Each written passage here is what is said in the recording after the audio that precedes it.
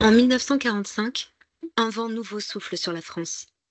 Un souffle de vie, celui d'une société nouvelle. Ces caisses ont pour rôle de garantir des moyens d'existence à tous les travailleurs qui se trouvent privés de ressources par suite de maladies, de maternité, d'invalidité ou de vieillesse. Ce sont l'ensemble des cotisations payées par tous les Français qui constituent les recettes de la sécurité sociale. Héritée des générations qui nous ont précédés, à nous de la préserver et de la transmettre aux générations futures. La sécurité sociale, citoyenne et solidaire depuis 80 ans. Bonjour, nous nous retrouvons donc pour notre deuxième journée de cette université d'automne de la protection sociale, université d'automne en ligne, pour une après-midi qui sera dédiée au titre question familiale, question sociale. Ce n'est pas exactement le titre puisqu'on a mis famille et sujets sociétaux, mais je trouve qu'en français c'est plus clair, question familiale et question sociétale. Nous aurons cet après-midi 3 séquences, l'une autour de la question démographique, plus précisément autour de la baisse de la fécondité et de ses conséquences sur la protection sociale. Est-ce grave, docteur? C'est ça la grande problématique que l'on abordera. Deuxième sujet plus technique, mais très intéressant sur cette révolution en cours qu'est la solidarité à la source. Et enfin, une dernière séquence autour de l'actualité de la politique de lutte contre la pauvreté. Venons-en à l'heure que nous allons passer ensemble, sous le titre « Baisse de la natalité, faut-il se résigner ?» Question que je poserai, parmi d'autres questions, à nos trois intervenants, que je vous présente rapidement, et que je vous présente par ordre alphabétique. Alors, Hélène Périvier, qui est économiste et qui est aujourd'hui la présidente du Conseil de la famille au sein du Haut Conseil de la famille, de l'enfance et de l'âge. Voilà, et qui est économiste à l'OFCE à Sciences Po. Ensuite, par ordre alphabétique, Gilles Pison, qui lui est...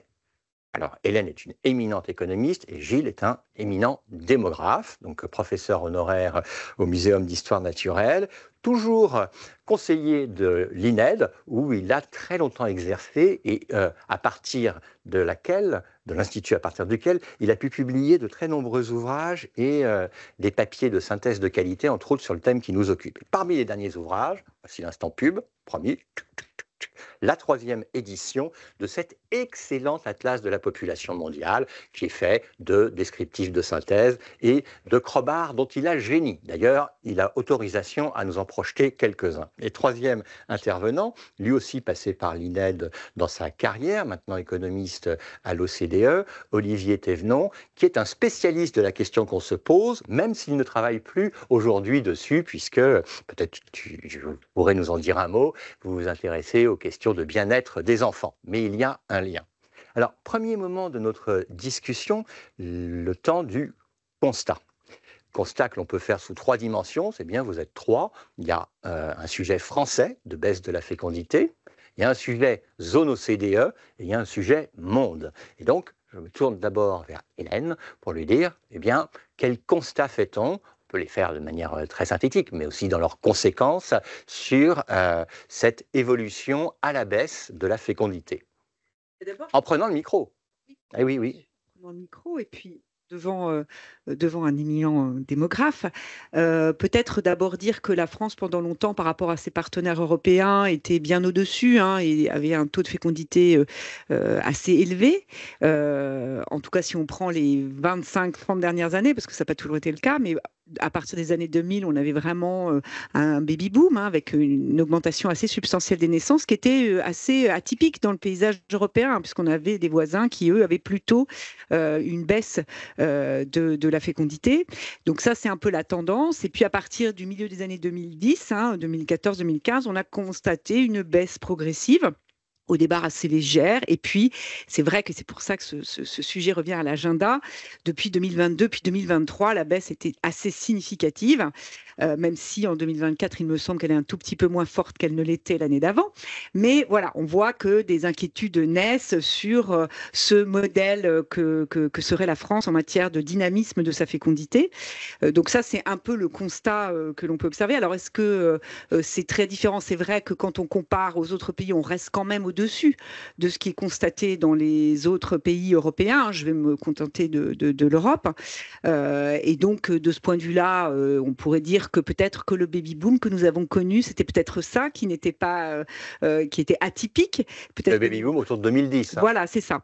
Et donc, peut-être que c'était ça qui était plutôt atypique, ou alors, et que nous convergeons vers les modèles démographiques de nos partenaires, ou peut-être c'est autre chose. Voilà, la démographie est quand même un gros paquebot qui met beaucoup de temps à donner ses effets, hein, parce que quand on a des générations creuses, 20 ans après, ou 25 ans après, on a moins d'enfants s'il y a eu moins de femmes qui sont nées 25 ans avant. Donc, vous allez avoir des effets qui ne sont pas forcément très intuitifs quand on regarde juste les dynamiques. Et donc, par exemple, voilà, les gens qui sont nés dans les années 2005-2015, il y aura ce petit bout. Qui nous regarde. Voilà, qui peut-être nous regarde. Voilà, donc en fait, le constat, c'est un peu ça. Maintenant, les facteurs explicatifs, je pense qu'on reviendra dessus. Je pense qu'ils sont multiples et assez complexes à identifier. Mais je ne crois pas me tromper en disant que, voilà, en gros, c'est cette tendance que nous observons. Alors, je passe la parole à l'OCDE, c'est pas mal de le dire de la sorte. Olivier, donc, où se situe la France et quelles sont les trajectoires générales de ce club de pays majoritairement riches? C'est ainsi qu'on présente souvent l'OCDE. Oui, bonjour à tous. D'abord, donc pour prolonger ce qu'a dit Hélène, hein, sur cette tendance à la baisse, c'est quelque chose effectivement qu'on a observé dans l'ensemble des pays de l'OCDE, et effectivement avoir un regard un peu historique sur ces tendances, ça aide un petit peu à relativiser aussi ce qu'on observe de façon plus conjoncturelle sur quelques années. Et quand on compare les tendances de la France par rapport à d'autres pays, ce qu'on observe, c'est que on a une baisse de la fécondité depuis le milieu des années 60 jusqu'en 1993, et au milieu des années 80, la baisse de la fécondité, du taux conjoncturel de fécondité en France a été plus forte que la moyenne des pays de l'OCDE. Ensuite, on a une baisse qui a continué graduellement à décroître jusqu'en 1993, et c'est au milieu des années 90, à partir de 95, qu'on voit effectivement la fécondité remonter jusqu'à avant la crise financière, jusqu'en 2007. Ce qui est très frappant, en fait, quand on regarde ce qui s'est passé depuis la crise financière, c'est que la France a plutôt bien résisté en matière de taux de fécondité jusqu'en 2015, alors que dans les pays comme les États-Unis, même comme les pays nordiques, on a vu la baisse de la fécondité vraiment réagir très directement à la crise financière. À partir de 2010, les taux de fécondité baissaient assez significativement. Et donc, il y avait une interrogation. Ce qui était paradoxal, c'est qu'en fait, la France résistait bien, alors que le taux de chômage des jeunes, en particulier, avait augmenté de façon similaire à d'autres pays. Donc ça, c'était plutôt le paradoxe. Et puis, en revanche, là, on voit depuis quelques années que la France rejoint les autres pays vers un régime de fécondité plus bas, 1,66 enfants par femme en 2023, si je ne m'abuse. Je crois avoir bien vérifié les chiffres, mais c'est le niveau auquel on avait atteint au plus bas en 1993. Donc voilà, mais il semble que, on reviendra un peu sur les causes, les facteurs derrière, mais on bascule vers sans doute un régime de fécondité plus bas. Ce qu'il faut quand même dire, ça, c'est des observations qu'on fait lorsqu'on regarde le taux conjoncturel de fécondité, mais lorsqu'on regarde la fécondité dite complète, c'est-à-dire à la fin de la vie procréative, là, on est un petit peu moins pessimiste, hein, même si on est incapable de voir les évolutions récentes avec cet indicateur, mais les baisses que l'on observe à partir de la fécondité dite complète sont d'un ordre beaucoup plus modeste en France, puisque les femmes nées en 1975 ont eu en moyenne 2 enfants,03 par femme. Alors que c'est 1,58 en Allemagne, c'est 1,43 en Italie, 1,36 en Espagne.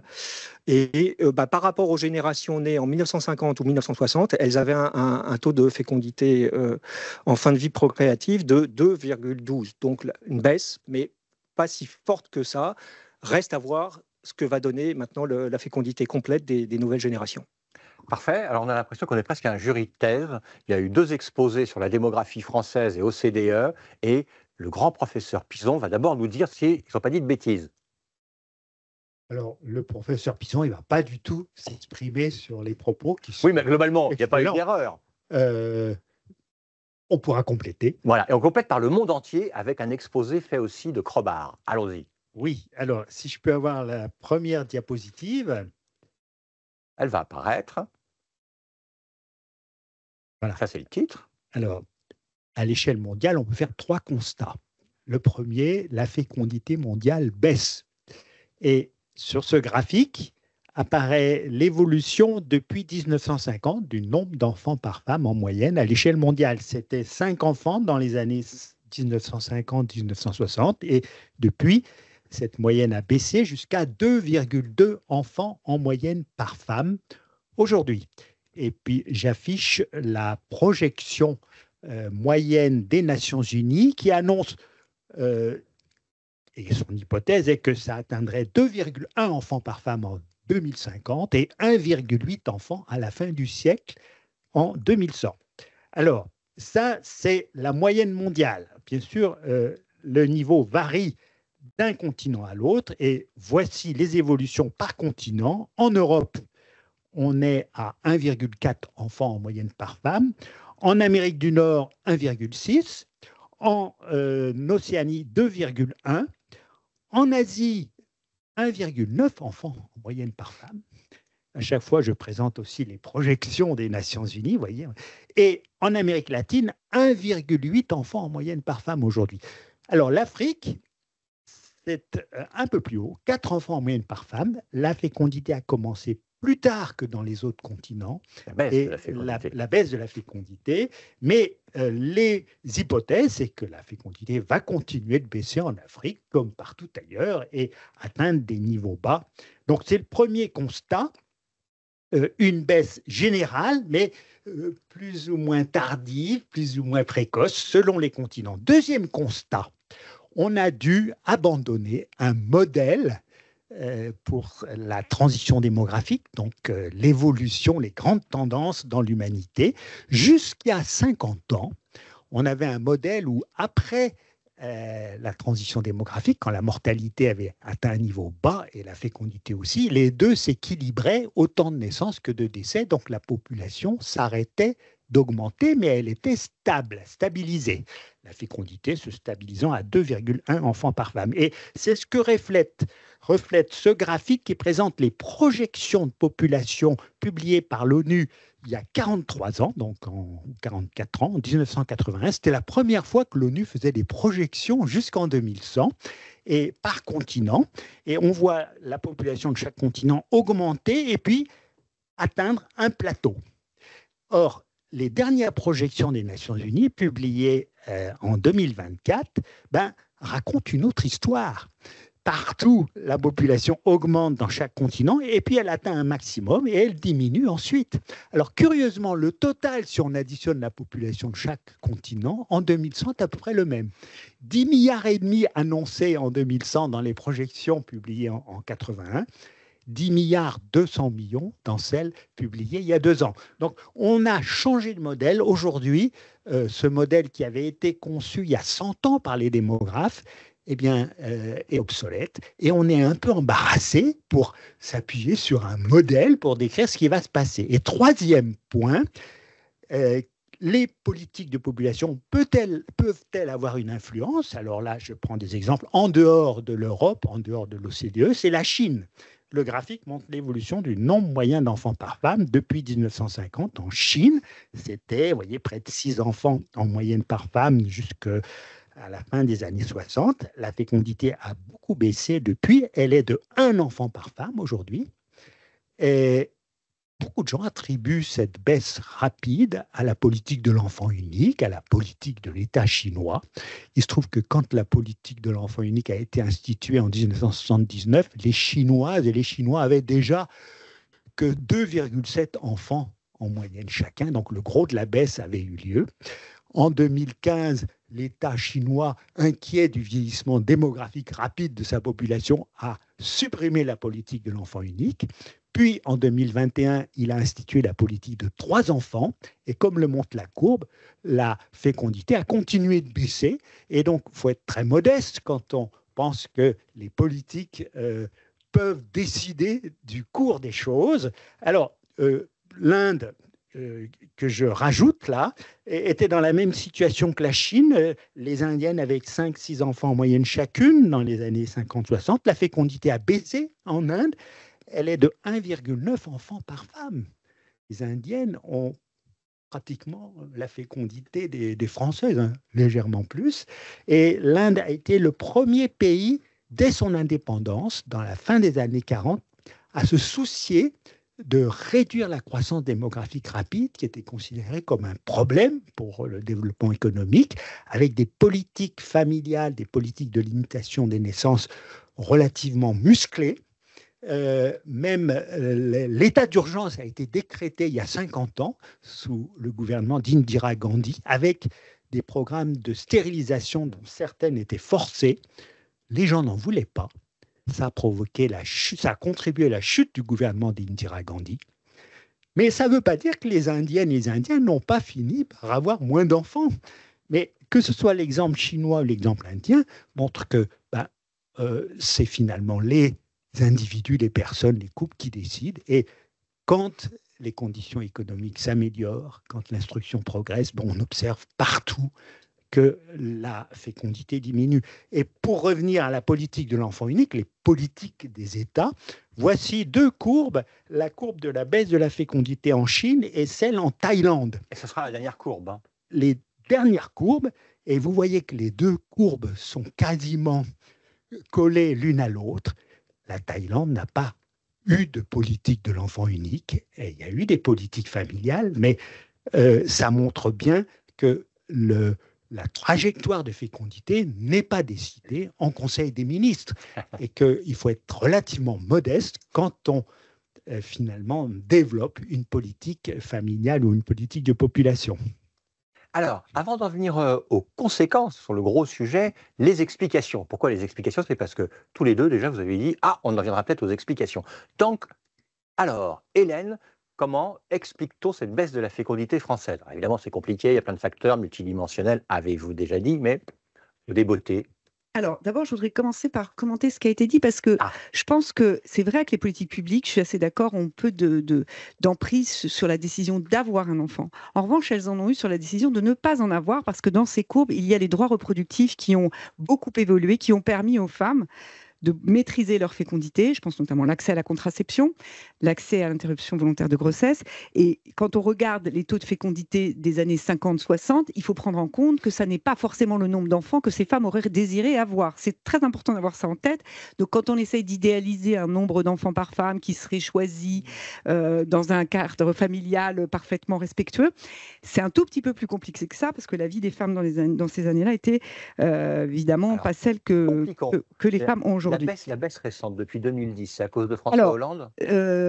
Alors, on voit le sujet. Alors, il n'y a aucune étude, alors à ma connaissance, il n'y a qu'une étude économique qui avait montré l'effet de politique socio-fiscale sur les déterminants de la fécondité. C'était une étude de Camille Landais sur le quotient familial, hein, qui avait été la demi-part accordée au troisième enfant à la fin des années 70, et qui avait montré qu'il y avait un tout petit effet positif, mais vraiment pas massif au regard de la dépense publique.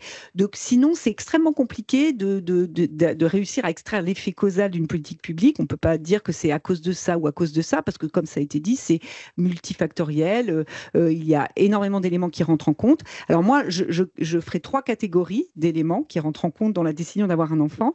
Il y a d'abord des éléments matériels. C'est évident qu'il faut avoir la possibilité réelle d'avoir des enfants et de pouvoir les élever dans les conditions que l'on se fait de bien élever un enfant. D'ailleurs, dans les pays, notamment en Asie, je pense en Chine notamment, une des baisses de la fécondité, c'est aussi parce que c'est très exigeant d'élever un enfant, c'est très coûteux, parce qu'on doit lui consacrer énormément de temps, et du coup, les gens préfèrent en avoir moins, mais pouvoir les accompagner au regard des normes éducatives du pays. Donc, il y a ces éléments matériels. Donc, dans le matériel, il y a évidemment le logement, qui est certainement un élément très important, et puis le coût, la dépense que représente le fait de devoir élever un enfant, même si en France, on a des services publics, on a une politique familiale relativement généreuse. Elle est peut-être moins, mais elle est moins pour des couples plus aisés. Donc, c'est potentiellement pas ça qui explique cette baisse de la fécondité. Mais ces éléments matériels, très certainement, rentrent en ligne de compte. Ensuite, il y a des éléments relatifs au partage des tâches, au temps que l'on consacre. Et là, c'est très clairement une perspective très genrée, puisqu'on sait que ce sont les femmes qui consacrent l'essentiel, qui réalisent l'essentiel des tâches domestiques et familiales, et donc qui doivent renoncer en partie, soit à une carrière, soit à travailler. Là, il y a énormément de travaux en économie qui montrent qu'il y a une pénalité financière que les femmes subissent au moment de l'arrivée d'un enfant, hein, donc ce qu'on appelle le child penalty. Ça, c'est hyper robuste dans le monde entier, donc on le sait. Et donc, on peut imaginer aussi que des femmes aient des aspirations à l'émancipation économique et qu'elles se disent, j'aurai pas autant d'enfants ou je n'en veux pas autant parce que j'ai d'autres aspirations, notamment professionnelles, mais pas seulement. Et donc, ça, c'est des éléments qui sont importants à prendre en compte. Et puis après, il y a des éléments qui sont, de ce que je comprends, relativement modestes et peut-être très infimes, mais qui sont la possibilité, j'allais dire, physiologique d'avoir un enfant. Il y a de l'infertilité qui tient aussi au fait qu'en ayant une carrière, on a des enfants plus tard, et les femmes, si elles ont des enfants plus tard, elles sont moins fécondes. Mais c'est aussi la possibilité aux couples de même sexe d'avoir des enfants s'ils le souhaitent. De ce point de vue-là, la PMA pour toutes est une avancée, puisqu'elle permet aux couples de femmes d'avoir des enfants. Donc tous ces éléments-là sont à prendre en compte pour essayer de comprendre. Maintenant, faire la part de ces différents facteurs est très compliqué. Je voudrais juste signaler que le Conseil de la famille, que vous avez cité, a commandé une enquête auprès d'Harris Interactive Toluna l'année dernière sur les projections en matière de parentalité des 20-35 ans. Il y a une infographie disponible sur le site du Conseil qui fait un petit tri à plat, hein, et qui regarde, on voit par exemple 20% des jeunes qui n'ont pas d'enfants ne se projettent pas du tout dans la parentalité, donc n'envisagent pas de devenir parents.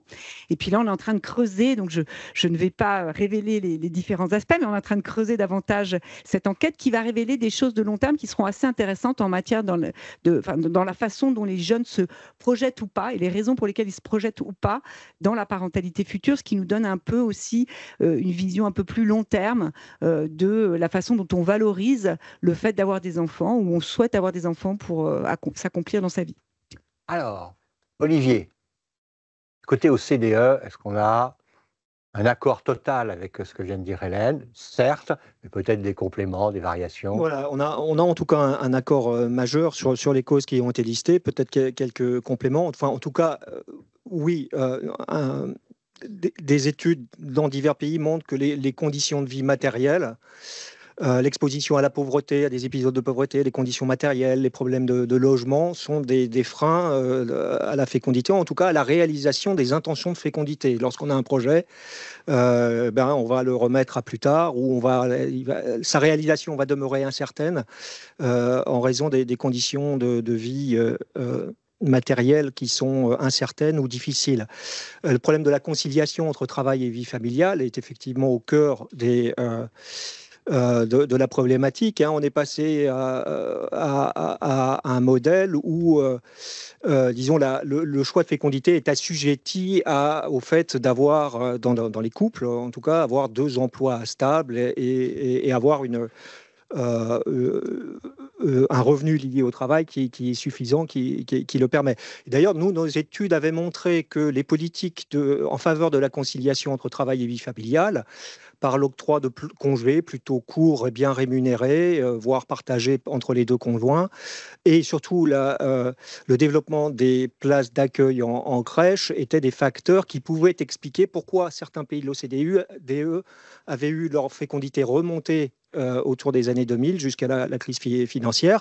Mais il semble qu'en fait, on s'essouffle. En fait, là, mes collègues ont fait de nouvelles analyses et montrant que cet effet qu'on avait connu ne semble pas aussi fort dans les années récentes. Donc, comme si on était arrivé un petit peu au bout de ce que pouvaient promettre ces politiques. Et puis, autre facteur... Ce qui est intéressant et ce que montre une étude très intéressante aussi de l'INED publiée récemment sur les idéaux de fécondité ou le nombre d'enfants souhaités, c'est qu'effectivement on a une baisse du nombre d'enfants idéal ou souhaité personnellement. Et que ce sont aussi des facteurs comme des craintes, des inquiétudes concernant l'affaiblissement de la démocratie, le changement climatique ou la perspective de vie des générations futures qui déterminent les variations d'intention de fécondité. Et ce qu'il faut noter aussi, c'est qu'il y a, alors j'ai noté, je vérifie les chiffres, oui, 20% des 25-9 ans qui aussi répondent qu'ils sont incertains sur leur choix. Donc on voit bien qu'il y a ce facteur d'incertitude. Et je termine, mais on pourra revenir sur ce sujet après. L'un des rôles très importants des politiques familiales, mais on va voir que c'est au-delà des politiques familiales, c'est de réduire cette incertitude, de créer un chemin qui va permettre aux ménages soit de réaliser leurs intentions de fécondité, soit voire de prioriser différemment leur agenda individuel et de fécondité, et donc qui permet de se projeter dans un projet de fécondité. Voilà, on pourra revenir ensuite. Gilles, alors, si on est sur les explications, est-ce que tout a été dit? Est-ce qu'à l'échelle du monde, en particulier du monde pauvre ou en développement, il y a d'autres lignes d'explication? Si tout a été dit, on peut passer à une autre question. Par exemple, Eh bien alors, passons à une autre question. la question, c'est celle des conséquences. Nous fêtons, c'est un scoop, pour tous ceux qui nous regardent, les 80 ans de la sécurité sociale française. Elle a été créée, cette sécurité sociale française, au tout début du baby-boom et, dans une certaine mesure, elle suppose un dynamisme démographique qui permette l'équilibre des comptes. On va s'y poser de façon abrupte la question. On note bien que, à la question qui nous est tous posée ici, baisse de la natalité, faut-il se résigner? On irait plutôt jusqu'à dire oui, il n'y a pas vraiment de moyen de contrecarrer ce qui se passe. Mais donc, cette tendance, tout de même, est-ce que c'est grave? Voilà. Docteur. Est-ce grave, docteur? Alors, c'est comme devant un verre à moitié rempli. Il est aux 3/4 rempli, là. Oui, il y en a qui disent « Ah, il est à moitié plein ». Et puis, il y en a d'autres qui disent « Il est à moitié vide ». Et donc, pour ce qui est des naissances et de la fécondité, il y en a qui se lamentent que les gens ne fassent pas assez d'enfants. Mais il y en a d'autres qui se lamentent que les gens en fassent trop. Ils trouvent qu'on est trop nombreux et tout. Alors, mon étonnement à moi, c'est que les gens aient encore des enfants. Alors qu'avoir des enfants, et tous ceux qui en ont eu l'ont expérimenté, ça coûte, c'est fatigant, c'est des contraintes pour la vie. Et donc, si on était rationnel, on n'aurait tous aucun enfant. Hein, pour pas... Eh bien, voilà, les gens continuent à avoir des enfants et ils continuent, dans les enquêtes, dont celle qu'Olivier a citée, à déclarer qu'ils en souhaitent, que leur idéal, c'est une famille avec des enfants, hein, pour la majorité. Hein. Et donc, il y a quelque chose qui est un petit peu irrationnel. Les gens continuent à souhaiter avoir des enfants, ils continuent à en avoir. France, la grande majorité en a, et c'est mon étonnement. Donc, c'est peut-être une bonne base pour dire, il y a peut-être des possibilités du côté des politiques familiales pour rapprocher les souhaits en matière d'enfants des personnes telles qu'elles les déclarent, si on les croit, hein, quand les gens déclarent un certain nombre d'enfants qu'ils souhaitent avoir, et puis la réalisation de ces intentions, parce que l'écart, il n'est pas si important que ça. Et donc, avec ce souhait toujours chez tous les humains d'avoir des enfants, de se reproduire, de laisser quelqu'un qui est quand même majoritaire, et c'est vrai en France, mais c'est vrai dans pratiquement tous les pays du monde. Même ceux où la fécondité est très basse aujourd'hui, les enquêtes montrent que la majorité des adultes, ils souhaitent avoir des enfants. Alors, docteur OCDE, est-ce que la situation est grave? Du côté de la Sécu, je vous le dis d'emblée à tous, hein, nous on considère, enfin que je dis nous, les gens qui sont dans le domaine de l'équilibre des comptes de la protection sociale, quand même, sont assez soucieux, c'est préoccupant. Alors oui, c'est grave. Si on considère qu'une société avec moins d'enfants, c'est moins trépidant, c'est moins joyeux. Ce que j'ai tendance à considérer.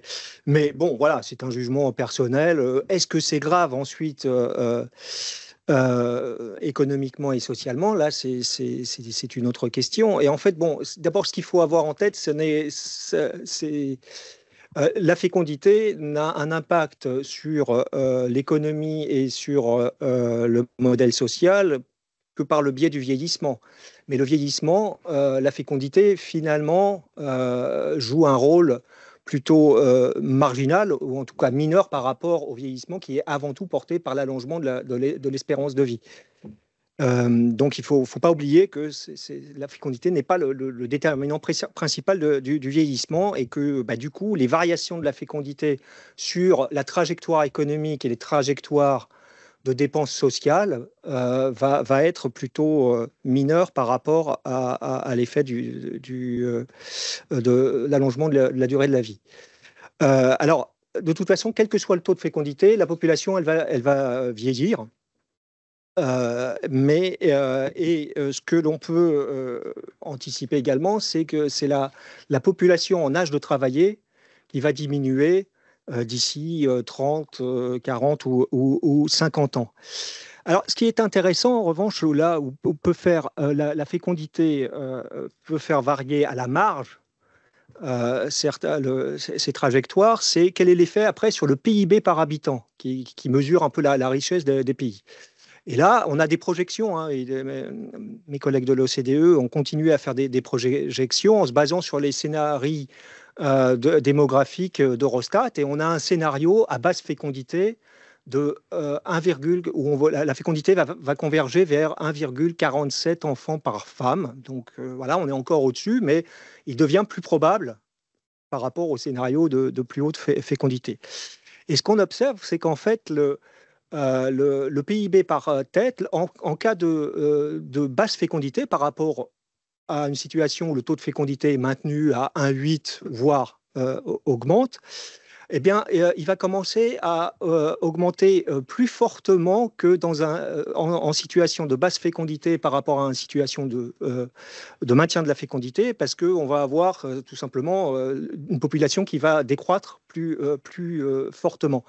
Et donc, et ensuite, en revanche, et on projette ça autour des années 50, là, le PIB par tête en situation de basse fécondité va croître plus faiblement que si on avait une fécondité plus forte. Mais à court terme, ce qui est important, je pense aussi à retenir, c'est que, alors à long terme, donc, une croissance du PIB qui va être plus faible que si on avait une fécondité plus haute, mais à court terme, on a une espèce de fenêtre d'opportunité où le PIB par tête, si rien n'est changé, va croître plus fortement, et donc une richesse accrue. Donc un dividende lié à la basse fécondité par rapport à un maintien de la fécondité au niveau qu'on a connu dans les années passées. Alors Gilles voulait apporter une précision, puis après je me tournerai vers la présidente du Haut Conseil de la famille pour lui demander, et après vous aurez tous l'occasion d'en parler, ce que sont les conséquences quand même sur le financement des retraites, que penser du fait qu'on commence à fermer les crèches et les écoles, parce que c'est quand même ce qui se passe aussi. Oui, c'est pour apporter un complément et peut-être une petite nuance à ce que vient de dire Olivier. Bagarre générale. Ce qui draine et qui décide du chemin du vieillissement démographique, c'est pas tellement les évolutions de fécondité, c'est l'allongement de la vie. Alors, oui, pour le court terme, c'est vrai que si la fécondité dans les prochaines années baisse en France ou se remet à augmenter, ça n'aura pas de conséquences immédiates sur le vieillissement, ou en tout cas sur les systèmes de retraite, hein, qui s'intéressent aux actifs. Mais à long terme, ça quand même conditionne le chemin que va suivre le vieillissement démographique. Alors c'est vrai que ce n'est pas préoccupant quand on s'intéresse à ce qui va se passer pour nos systèmes de retraite dans 5-10 ans, mais ce qui va se passer dans 20-25 ans, si, ça compte autant, hein, et donc c'est à prendre en compte. C'était une nuance que je voulais dire. Bonne nuance qui va dans le sens de l'inquiétude sécurité sociale. Merci beaucoup. Donc, un deuxième cadeau, deuxième stylo des 80 ans de la sécurité sociale. Voilà. Bon alors, Hélène. Alors, je vais essayer de faire mieux pour gagner mon deuxième stylo. Peut-être d'abord pour dire quand même que, et Olivier l'a pas cité dans les études de l'INED, ce qui est montré dans la dernière étude, c'est qu'il y a quand même un déplacement de la norme de famille, au sens du nombre d'enfants désirés, de 3 à 2. Ce basculement, il est assez intéressant. Les gens ont l'air plutôt de se projeter dans une famille à 2 enfants et plus une famille à 3 enfants. Donc ça, c'est aussi un élément important, parce que on ne va pas obliger les gens à avoir plus d'enfants que ce qu'ils souhaitent. Hein. Ce serait d'ailleurs, je pense, contre-productif. Alors, si on en revient à ce qui compte pour l'équilibre des comptes sociaux, d'abord, ce qui... Mais d'abord, il me semble que ce qui compte, c'est la question de la population est importante, mais la question de la fécondité n'est qu'un aspect de la population. Il y a évidemment tout l'aspect politique migratoire, qui sont des éléments qui comptent sur la population. Et puis, sur les comptes de la sécurité sociale, ce qui compte, c'est le taux d'emploi.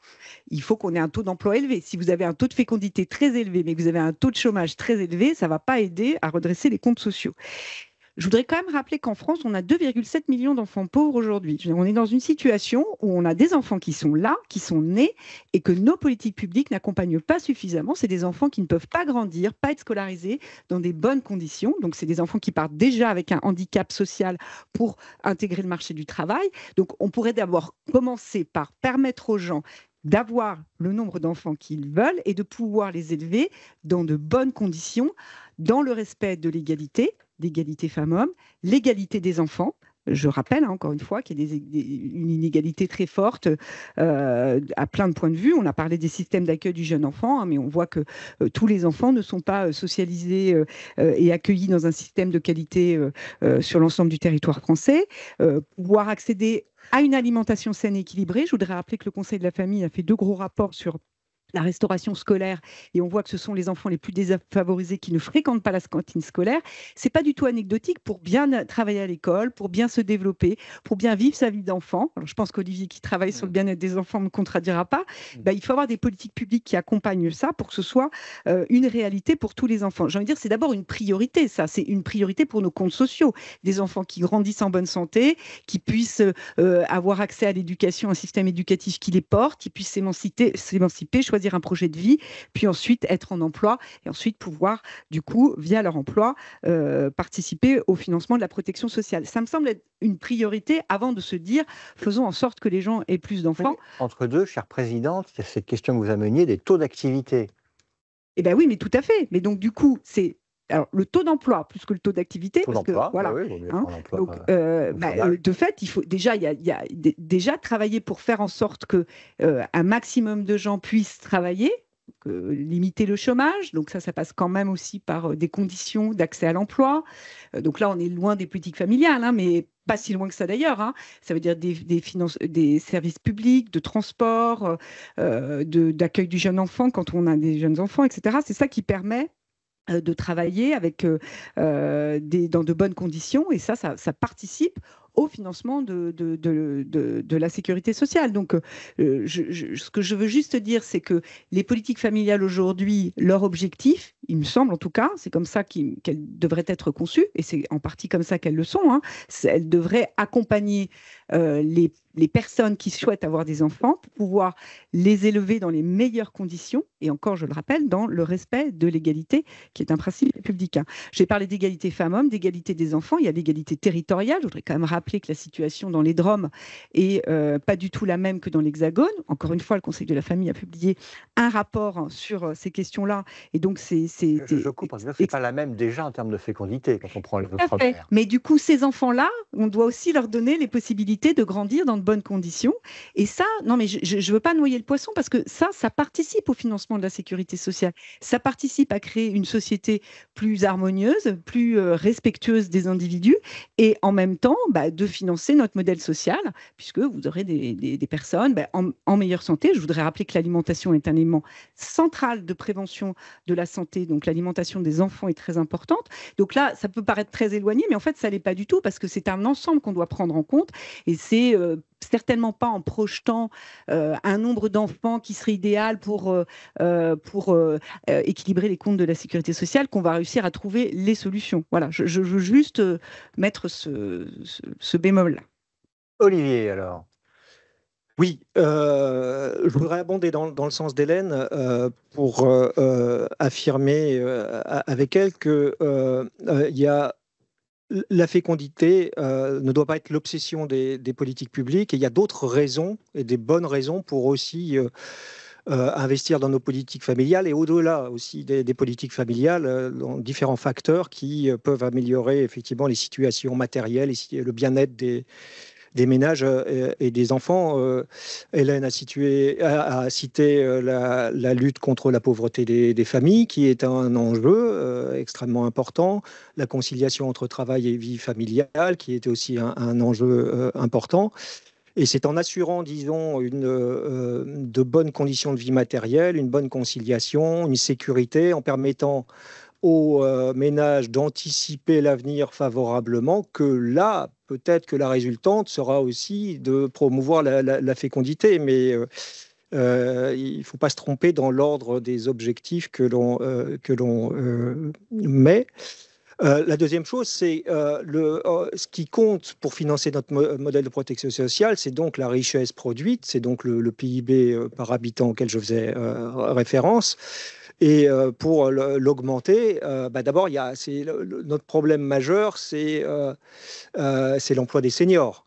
Donc voilà, donc c'est aussi là-dessus qu'il faut essayer de jouer plus que sur les variations du taux de fécondité qui auront un impact encore secondaire à court terme. Très provocante, l'âge de départ à la retraite, alors on le repousse à...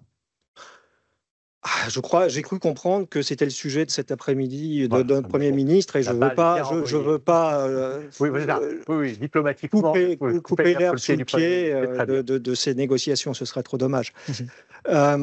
Surtout que là, elles vont aboutir, j'ai l'impression. Donc voilà, PIB par habitant. Et dernière chose, je voulais aussi affirmer mon accord évidemment avec Gilles. À long terme, évidemment, l'équilibre de fécondité, ça va déterminer l'équilibre économique et l'équilibre, comment on va financer nos modèles sociaux. Et je situais justement dans nos projections, c'est après 2060, c'est ce qui est le facteur qui va faire évidemment varier assez fortement cette croissance du PIB et donc l'évolution de nos politiques, des dépenses sociales également. J'insistais simplement, effectivement, c'est sur cette période de moyen terme ou court terme, ça dépend quel horizon temporel on prend, mais entre maintenant et 2050, que là, la baisse de la fécondité, peut-être on peut avoir un dividende, mais qu'il s'agit de bien utiliser. Et je pense effectivement qu'une bonne utilisation ne visera pas à réduire les dépenses en matière d'éducation des jeunes enfants ou des politiques familiales, mais plutôt chercher à les réallouer, à les conserver fortement et à les réallouer pour permettre aux jeunes enfants de se développer dans de meilleures conditions de santé, d'éducation, de santé mentale.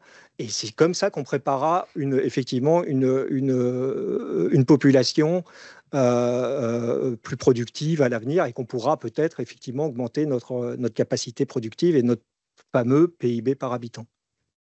Gilles, alors, sur ces grandes questions, et sur une question là qui revient un peu, moi je me tourne de temps en temps vers l'écran parce qu'il y a des questions qui arrivent, et certains se demandent si vraiment il n'y a aucune liaison entre les politiques familiales et le niveau de fécondité. Donc la question générale, c'est qu'est-ce qu'on y peut en termes de politique publique? Mais Gilles, peut-être d'abord réagir sur nos deux petits camarades. Oui, on a évoqué différentes pistes pour faire en sorte que notre modèle social, notre assurance sociale, fonctionne encore mieux, parce qu'il fonctionne, il existe, hein, c'est un acquis, 80 ans de la sécurité. Ah oui, troisième stylo, là, et gagné.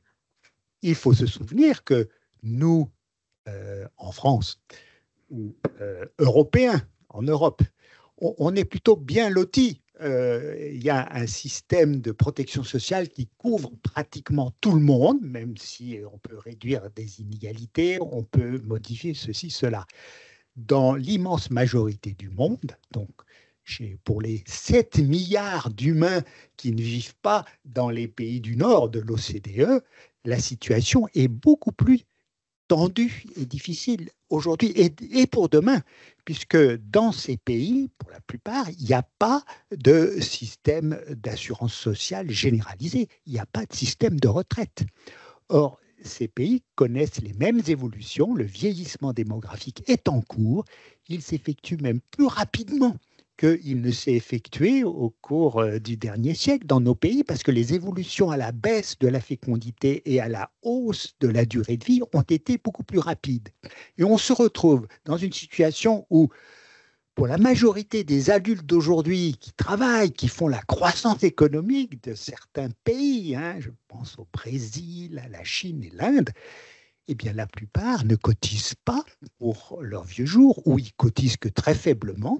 Et on devrait s'inquiéter aussi de la façon dont ces adultes d'aujourd'hui vont finir leur vie demain, parce qu'il n'y aura pas de d'enfants, de familles qui va les prendre en charge comme autrefois.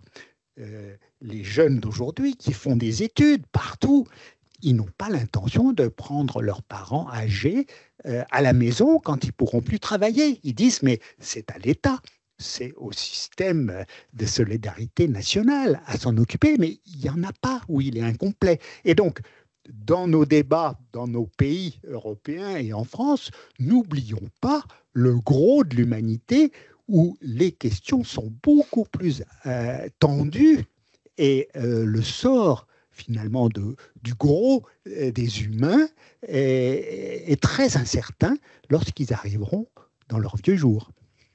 Est-ce qu'on peut reprendre la question alors des liaisons entre la politique familiale, alors à la française, hein, comme ça, on va rester avec un peu de nombrilisme, et les évolutions démographiques. Alors, quelles sont les observations que font les démographes ou les économistes? On a cru comprendre qu'il y avait un lien ténu entre l'évolution de la fécondité et l'évolution des politiques familiales.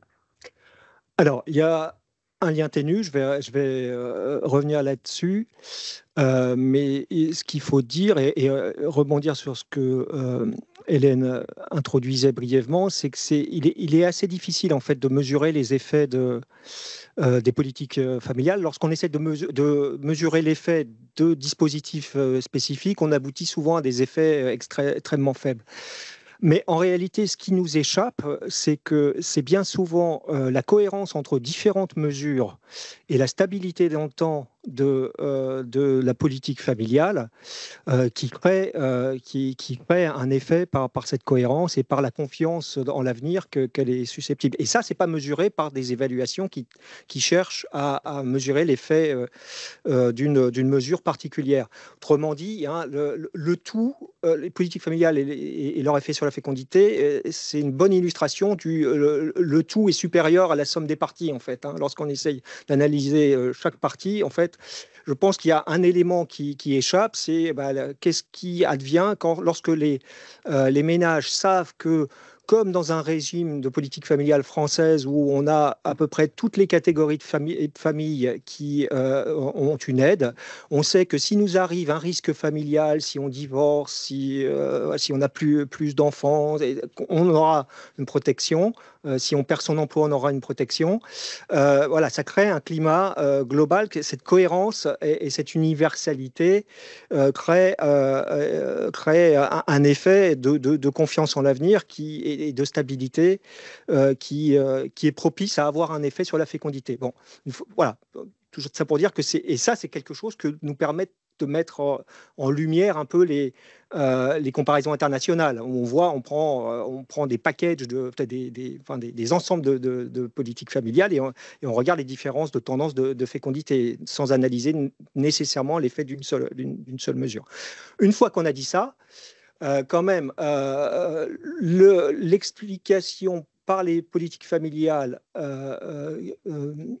la contribution, disons, des politiques familiales aux différences de taux de fécondité entre les pays, nous, on avait évalué ça dans une étude qui remonte un peu, mais on expliquait en gros 0,3 points de fécondité de différence entre les pays, voilà, par les politiques familiales. Donc, ce qui n'est pas négligeable, mais là encore, ça va dépendre le verre à moitié vide ou le verre à moitié plein. On peut trouver que c'est beaucoup, parce que c'est une part significative des variations de fécondité, moins en tendance historique. Mais voilà, donc c'est pas, en tout cas, on ne va pas passer d'un régime de basse fécondité à 1,3 à un régime de haute fécondité à 2,1 grâce uniquement aux politiques familiales. Dernière chose, donc on a quand même en France des politiques familiales qui sécurisaient bien, disons, les trajectoires en fonction des risques sociaux et des risques familiaux. Là, j'ai l'impression que si on bascule vers un régime de fécondité différent, avec des interrogations, des inquiétudes liées à la stabilité de la démocratie, je prends les facteurs qui étaient mis en avant par l'enquête INED, et on retrouve ces mêmes facteurs dans d'autres pays de l'OCDE, le changement climatique, ou les inquiétudes sur la génération future, là, il va falloir élargir le spectre des politiques qui peuvent influencer ces anticipations et qui ont une influence sur ces différents domaines. Donc, c'est plus la politique familiale seule qui peut avoir un effet sur les projets de fécondité, mais des politiques plus larges de réponse au changement climatique, réponse à venir de la démocratie, si on veut élargir au plus grand. Les politiques d'emploi, de sécurité, évidemment, sont essentielles. Hélène? Oui, peut-être juste pour dire que sur ces aspects d'éco-anxiété et puis le monde va très mal, c'est des questions qu'on a posées aussi dans notre enquête du Conseil de la famille qui ressortent aussi chez les 20-35 ans, en particulier chez ceux qui n'ont pas d'enfants et qui ne se projettent pas dans la parentalité. C'est des éléments qu'ils mettent en avant. Moi, je pense qu'il y a alors, les politiques familiales, mais je le redis, leur objectif aujourd'hui, c'est d'accompagner les parents dans les multiples formes d'organisation familiale qui existent aujourd'hui, et elles sont beaucoup plus complexes que ce qu'il y avait il y a 40 ou 50 ans. Aujourd'hui, les gens ne se marient pas toujours, ils divorcent, ils recomposent leur famille avec un autre conjoint, on a des couples de même sexe, donc tout ça, ça doit être pris en compte. C'est des aspirations des individus qu'on doit prendre en compte, et les politiques publiques doivent pouvoir les accompagner. Ce qu'elles ont fait, d'ailleurs, elles se sont bien réformées, notamment les séparations. On voit que les politiques publiques françaises ont mis un accent pour soutenir les familles monoparentales qui sont beaucoup plus sujettes à la précarité, à la pauvreté. Et donc, ce sont des enfants qui grandissent dans des conditions qui sont très défavorables du point de vue matériel, et pas du point de vue affectif, mais du point de vue matériel. Donc, tout ça, c'est des choses qu'il faut que la politique familiale doit prendre en compte. Ensuite, il y a des conditions nécessaires, mais qui ne sont pas suffisantes pour que les gens puissent vouloir ou envisager avoir un enfant. C'est sûr que si vous êtes dans un pays où vous n'êtes pas aidé, vous n'avez pas d'allocation familiale, vous n'avez pas de mode de garde, vous n'avez pas d'école publique subventionnée, la décision est tout autre, parce qu'elle s'inscrit dans un contexte très privé de possibilités matérielles d'avoir un enfant. Mais si vous êtes dans un pays comme la France, où il y a un certain nombre de services publics, je rappelle quand même tous les écueils que j'ai cités tout à l'heure, que je ne veux pas redire. Bien sûr, on a un système de protection sociale que beaucoup de pays peuvent nous envier, mais il y a aussi beaucoup de choses que l'on pourrait chercher à corriger. On a des services publics qui sont évidemment importants, mais qui ont aussi beaucoup de problèmes à régler. Donc, mais c'est une condition nécessaire, mais pas suffisante pour que les gens se disent, du coup, je vais avoir un enfant. Il y a plein d'autres choses qui rentrent en ligne de compte. On a parlé du contexte, qu'il soit écologique ou démocratique, mais il y a aussi la volonté de devenir parent, de s'envisager. On a parlé de contraintes tout à l'heure. Gilles Pizon parlait de rationalité. C'est pas l'économiste qui l'a dit, c'est le démographe. J'ai trouvé ça assez drôle.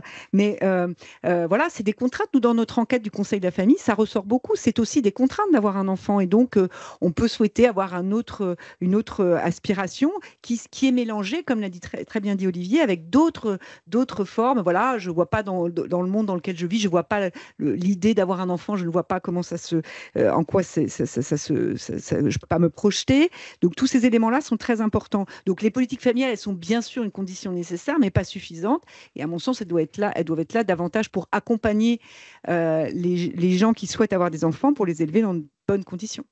Alors, il nous reste peu de temps. Gilles veut réagir. Après, je vous poserai ma question magique. Vous étiez prévenu. C'est la question. Non, elle n'est pas piège, puisque c'est la question de la baguette magique. Je vous transmettrai à chacun la baguette magique gouvernementale. Et vous nous direz ce que vous feriez, la mesure que vous prendriez sur ces affaires démographiques. Voilà. C'est un complément pour abonder dans ce qu'a dit Olivier.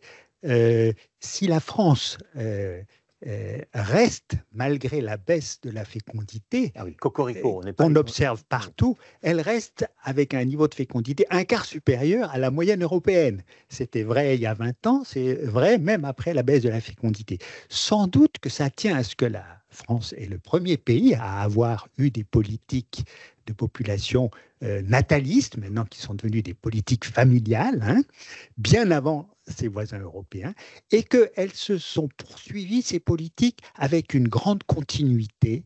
Elles ont traversé les alternances gouvernementales. Il y a un consensus depuis très longtemps sur il faut avoir une politique familiale. Alors que dans certains pays, c'est plus récent, et puis souvent c'est des mesures par à-coups. Alors tout d'un coup, un gouvernement arrive, il décide une prime à la naissance importante qui va durer quelques temps, ou comme en Russie, le capital maternel. Donc Poutine est très inquiet des évolutions démographiques, il s'intéresse beaucoup à la démographie, et il a institué des mesures spécifiques, mais on voit bien, quand on regarde leurs effets, si certains coupent, certaines femmes profitent de l'aubaine et ont leurs enfants. En fait, c'est souvent des enfants qu'elles souhaitaient avoir un jour, elles l'ont tout de suite, mais ça n'augmente pas le nombre d'enfants au total qu'elles ont. Et donc, cette continuité de cette politique familiale et son ancienneté en France est peut-être une part de l'explication du fait que, voilà, c'était un petit complément. Gilles, vous avez la baguette magique qui s'appelle le micro. Vous êtes au gouvernement et vous devez annoncer une mesure face à ces évolutions démographiques auxquelles nous sommes confrontés. De manière très courte, quelles mesures vous prenez? Alors, je rendrai la France plus attractive pour les immigrés, parce qu'on voit bien que le nerf de la suite en matière de démographie, c'est le fait qu'on va avoir des immigrés. Et donc, il faudrait favoriser notamment l'accueil des étudiants étrangers.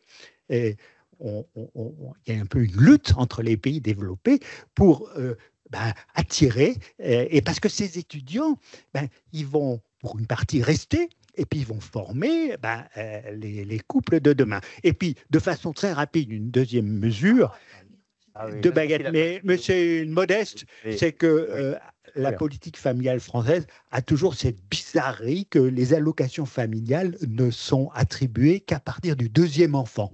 C'est une bizarrerie parce que dans les autres pays, et donc, tout bêtement, attribuons des allocations dès le premier enfant, parce que c'est là maintenant que se joue l'incertitude. Est-ce qu'on va avoir un premier enfant? Alors qu'il y a 50 ans, on pensait que tout le monde avait un premier enfant, et donc l'incertitude, c'est est-ce qu'on va en avoir un deuxième ou un troisième?